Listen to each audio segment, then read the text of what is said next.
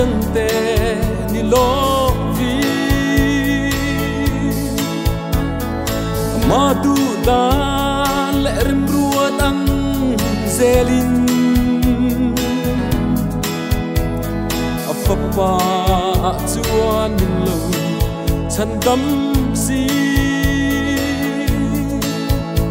o khungai na vatu ke mi sing til li te hi sin sia la lan pa nghe chan dam ni te yang le o dal pa ta thok lu va thiên po ngày sắc lâu thiềm chân tia tu ring gió karin na chu ama fel na arua anisi a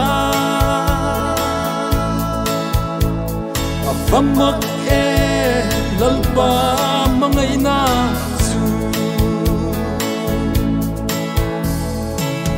mit mu a king long ma ila Isu Krista kalina afala lalpan fela min lo bom ve chuani katan chu chu ato krento ani mi sing til li te hi sin sia la lan pa nghe chan dam ni te yang le o dal pa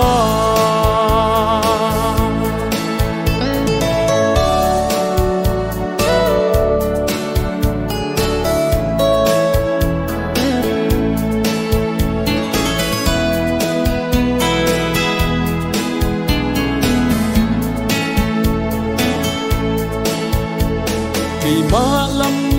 kahanin em yan lalpa em mareng hi mutu da om silo ma se Krista lam chau ka thir le chua i fel fam kim ma in lo pom le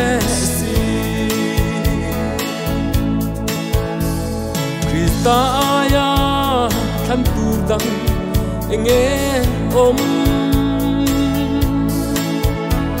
Krista ai o zu reng rengan om lo aman min khan to zo na afa ni ma chu chu karing lo si lâu mi sing til li te hi sin sia la lan pa nghe chan dam ni te yang